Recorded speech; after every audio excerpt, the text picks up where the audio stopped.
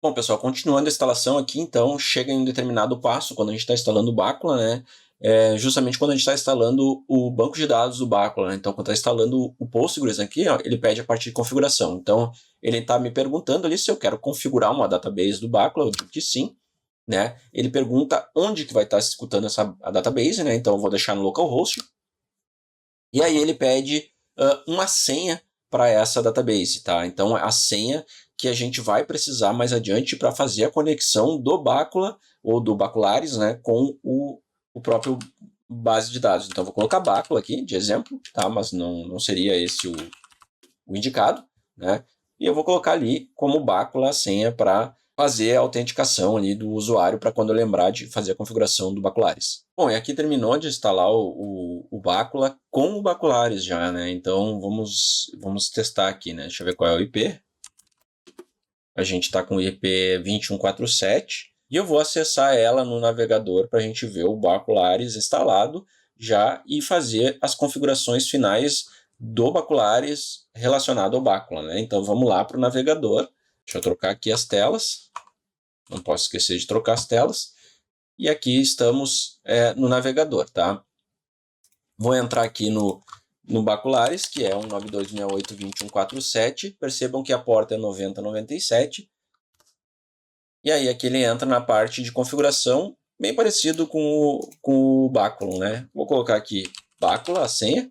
Né? Então, database Bacula, login Bacula, password Bacula. E aqui, localhost.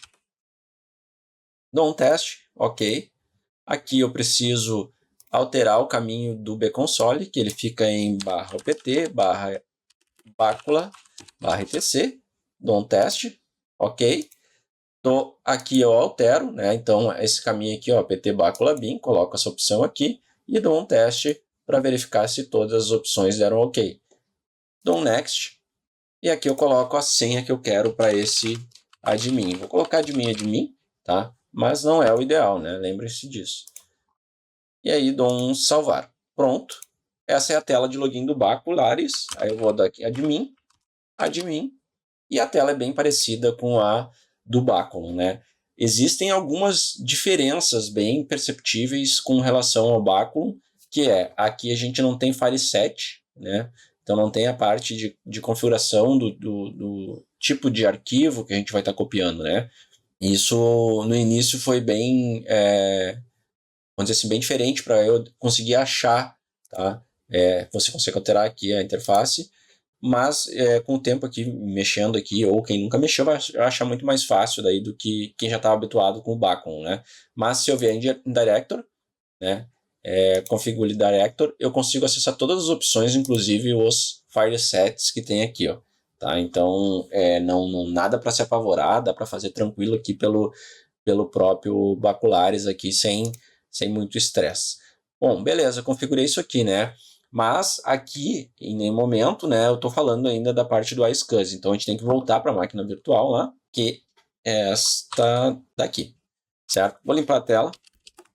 E aí a gente precisa fazer a máquina enxergar aquele iSCSI que tem lá dentro do TrueNAS, ou seja, o meu disco que tem no TrueNAS, né? Então, vou começar primeiro mostrando para vocês um fdisk-l para mostrar. Peraí, fdisk-l. Peraí, só um pouquinho, preciso sair daqui e entrar como sudo-s. Só um pouquinho, fdisk-l. Então aqui, ó, percebam que eu tenho um disco chamado SDA, então tá aqui o disco SDA, que ele tem 8 GB, certo? E ele tem aqui, ó, dividido em algumas partições, né? E não tenho mais nada na máquina além desses 8 GB onde está instalado o meu Bacon, né? Então começa por aí. Bom, qual que é o passo agora, né? O próximo passo é eu escanear, né, o meu target, certo? E o comando é esse aqui, ó. iSCSI adm-mdiscover -t send targets -p 172.16.0.3. E ele vai descobrir, né, o meu IQN lá, ó, que foi o que eu coloquei, ó, TrueNAS Network Admin BR, né? Ali, ó, disco target name, né? Que foi o que a gente colocou lá na descrição, lá quando a gente estava fazendo. Beleza. E agora eu vou fazer o vínculo, né, desse cara aqui dentro do nosso servidor de backup, né? Então eu vou usar a scsi -m node target name, e aí vou colocar esse nome que eu acabei de descobrir aqui, ó, aqui, né? Portal, e aí vou colocar o IP do portal com a porta 3260, e aí vou colocar aqui no final -login, tá? Eu coloquei -logout porque eu tinha desconfigurado ali login. E ele vai conectar nesse cara aí. Quando ele conecta nesse cara, ao dar um fdisk -l, eu vou conseguir evidenciar o meu iSCSI aqui, ó, e os 33 GB daquele iSCSI que eu tenho lá dentro do meu TrueNAS. Percebam como isso vai fazer uma diferença. Por exemplo, se essa máquina falhar, meus dados ainda vão estar lá dentro do TrueNAS, dentro desse SDB aqui, né? Então, começou a ficar interessante agora para nós essa parte, certo? Bom, eu preciso fazer um ajuste que é o seguinte: preciso acessar o arquivo do iSCSI, tá? Para aqui ó, em Nodes, colocar ele para montar automático. Então tá ali ó, o caminho, né? O caminho vai ser o nome, até Nodes é tudo igual, e aí depois vai ser o IQN de vocês aí, né? E depois ali ele tem aquele arquivo que ele gera lá com o defaults, né? Que é a configuração do, vamos dizer assim, da informação lá, ó. E aí você pega isso aqui, entra nesse arquivo, e aí tá aqui, ó, Startup Manual, a gente vai colocar Automatic, né, para ele startar automaticamente essa conexão com esse TrueNAS para não ter que você executar comandos toda hora que iniciar a máquina. Perfeito? Bom, eu tô com aquele disco ali então, né, aquele SDB. Vamos dar um Fdisk de novo. A gente está com SDB aqui, ó, né? Esse SDB está criado, porém ele não está disponível ainda para a gente ser utilizado. O que eu vou fazer? Eu vou criar esta partição desse disco utilizando o ZFS que eu já mostrei numa aula anterior, mas eu vou mostrar de novo aqui para ficar mais claro aí para nós, né? Então, primeiro eu preciso instalar o ZFS. Para instalar o ZFS eu preciso colocar alguns repositórios dentro do nosso Debian, né? Então, nano /etc/pt source.list.d, vamos colocar aqui zfs.list, por exemplo, e aí eu tenho que colocar os dados do repositório do ZFS aqui, que eu vou colocar aqui. Coloquei, então apt update, tá? Isso tudo eu vou colocar, acho que dentro do script ali já para sair instalando já também esse cara aí. E aí coloco aqui um apt install, essas opções aqui, ó.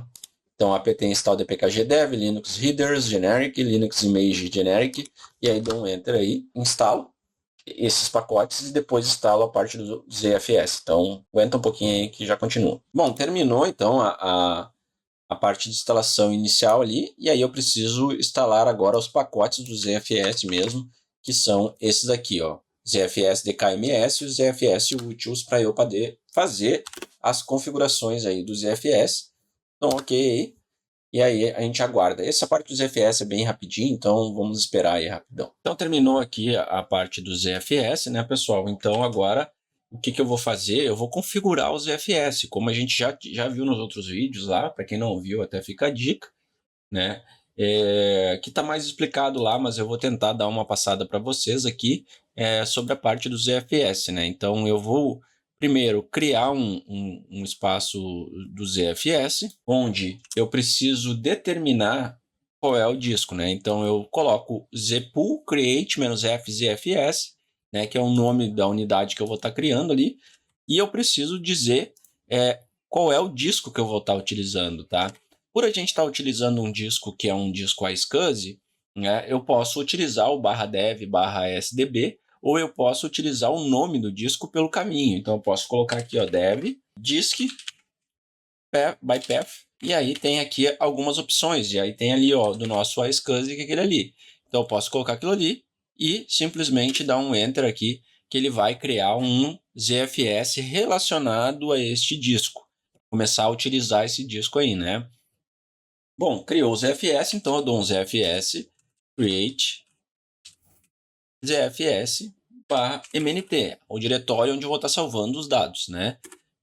Aí o que eu posso fazer mais aqui já é algo adicional, né, que eu posso fazer, né? Então vou setar para ele utilizar deduplicação, né? Daí eu coloco 1, ZFS, barra MNT, posso colocar também compressão, e aí agora está habilitado. Então se eu der um zpool list, tá aí o meu disco ZFS que pode ser utilizado. E para o Bácula, né, o que eu vou utilizar para o Bácula? Para o Bácula eu vou utilizar o barra MNT, aliás, barra ZFS, barra MNT.